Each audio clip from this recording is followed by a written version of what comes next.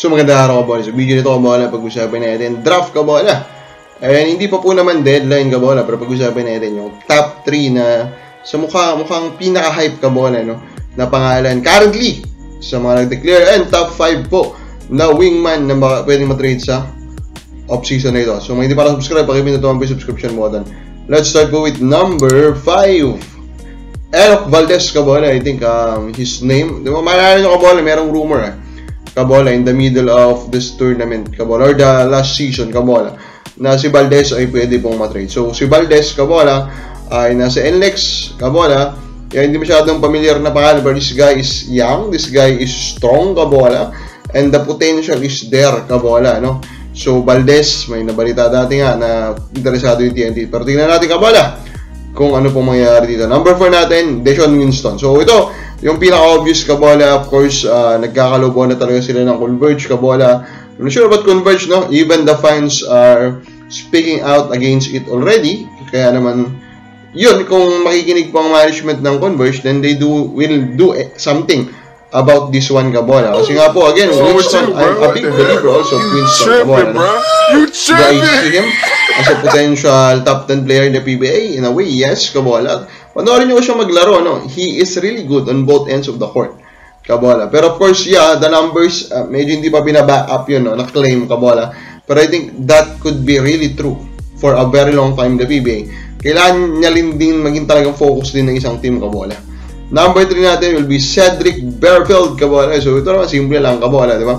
From the get-go, nung nakuha siya ng Blackwater Elite, ang expectation na po ng mga tao, sa TNT din ang bagsak nito kabola. And of course, yan pa rin ang expectation ng mga tao dito po kay Cedric Bearfield kabola.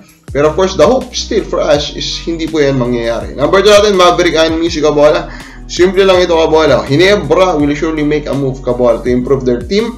And Anmisi, ang dami pong mga fans unfortunately hate him, diba? Kabola. And of course, in their last tournament kabola, yung minutes talaga nitong si Anmisi is lagapak kabola. And yun, tumatanda na rin kabola. And of course, hindi masyadong manghihinayang ang Ginebra in letting him go kasi nga free agency sign nila nga po nila ito. Number 1 natin will be Joshua Munzon. Munzon kabola is of course currently the best player of Northport Batang Pier. Although may rumor kasi of a potential sale kabola, and if this is true, may rumor din kasi kabola na freeze na po muna yung lineup po ng Northport until magkaroon po nga po ng sale. And of course, we hope na magkaroon po ng sale, no? Ang Northport into a legit team kabola. Yan yung hope natin kabola. And yan po yung aabangan natin. Munzon kabola, of course, he's the biggest name here. He's the most impactful player here currently kabola. He's really one of the best defensive player po in the PBA today. Now ito na yung top 3 natin kabola na pangalan na narinig. Of course, number 3 natin dyan, Juan Gomez Diliano kabola. Hindi niya agad hindi naman siya agad umamin actually, pero kakaamin lang kabola na talagang sasali nga po dito po sa paparating po na PBA draft kabola. Wala akong question dito po sa pwede pong ma-reach na level ni Juan Gomez Diliano dito sa PBA. I'm pretty sure this guy can be a starting point guard kabola. Pero depende yan kung makakahanap siya ng tamang home. Ganyan kasi pag guardia kasi madaming supply niyang kabola sa liga. So dapat makahanap ka ng team kung saan they will consistently give you the key into one of the guard position. Next natin, guardia ulit kabola, Jason Brickman kabola, di ba? Of course, Brickman, 34 na to kabola. This guy is legit, a very good passer. The shooting is very good also kabola. Matagal na natin ito hinihintay. I think 4 na taon na ata kabola. Nasasamin natin siya sa ating mock draft kabola. Finally, let us hope hindi po magwagong isip niya kabola. Let us hope they can keep him happy with the salary kabola. Because I do believe this guy can enter the league and be a top 3-point guard right away.